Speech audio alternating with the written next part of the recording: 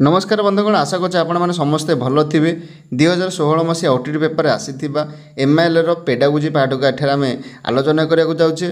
तेज प्रथम क्वेश्चन हूँ भाषा शिक्षादान विविध कौशल मध्य कविता शिक्षादान बेले आवृत्ति को गुरुत्व दि जाए कहीं। ऑप्शन ए यह द्वारा शिक्षार्थी व्याकरण ज्ञान विकास हुए। ऑप्शन बी कवितार भावधारा जतिपात छंद और शाब्दिक सौंदर्यर उपलब्ध करा जाइए। ऑप्शन सी असजड़ा अक्षर बा शब्द को नहीं वाक्य गठन में दक्षता अर्जन कराए ना। ऑप्शन नंबर डी प्रतिशब्द विपरीत शब्द को जानिबारे सहायक हुए। ताहले यार सठिक उत्तर हो ऑप्शन नंबर बी। द्वितीय क्वेश्चन हूँ केउंटी उत्तम हस्ताक्षर लिखनर लक्षण नुह।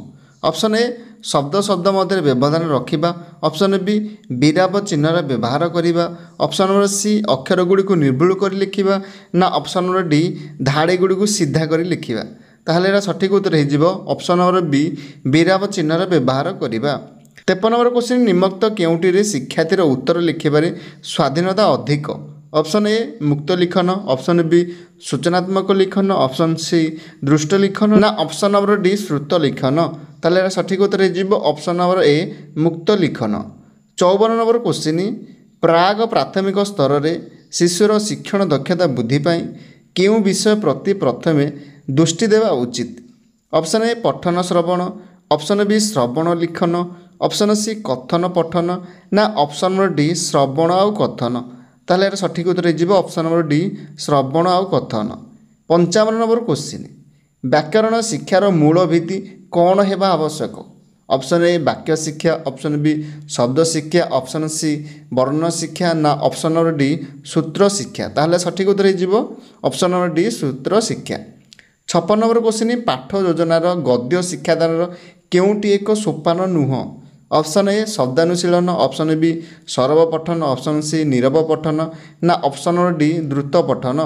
ताहले सठिक उत्तर हो ऑप्शन डी द्रुत पठन कारण द्रुत पठन हूँ अतिरिक्त साहित्यर गोटे सोपान।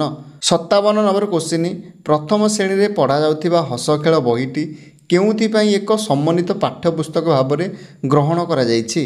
ऑप्शन ए एथिरे भाषा गणित परिवेश विषय को पृथक भाव में पढ़ा जाउछि ना। ऑप्शन बी एथिरे भाषा गणित परिवेश विषय को एकाठी करी पढ़ा जाउछि। ऑप्शन सी एथिरे केवल भाषा और परिवेश विषय पढ़ा जाउछि ना। ऑप्शन नंबर डी एथिरे केवल भाषा और गणित पढ़ा जाउछि। ताहले सठिक उत्तर हो ऑप्शन नंबर बी एथिरे भाषा गणित और परिवेश विषय को एकाठी करी पढ़ा जाउछि। 58 नंबर क्वेश्चन केउंटी व्यापक पठनर उदाहरण। ऑप्शन ए केवल पाठ्यपुस्तक विषय गुड़ी को पढ़ा। ऑप्शन बी पढ़ला बेले पाठ्यपुस्तक मध्य सीमित रहिबा।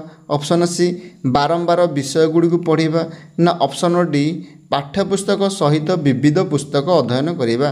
ताहले सठिक उत्तर हो ऑप्शन डी पाठ्यपुस्तक सहित विविध पुस्तक अध्ययन करवा। 59 नंबर क्वेश्चन केउंटी शब्दानुशीलन उद्देश्य नुह। ऑप्शन ए कष्ट शब्दर विश्लेषण करवा। ऑप्शन बी कष्ट शब्दर व्याख्याकरण करवा। ऑप्शन सी कष्ट शब्दर सरलीकरण करवा ना। ऑप्शन नंबर डी कष्ट शब्दर विचार न करवा। ताहले सठिक उत्तर हो ऑप्शन नंबर डी कष्ट शब्दर विचार न करवा। आज शेष क्वेश्चन गद्य शिक्षादान निमंते केउं क्रमटी ठीक।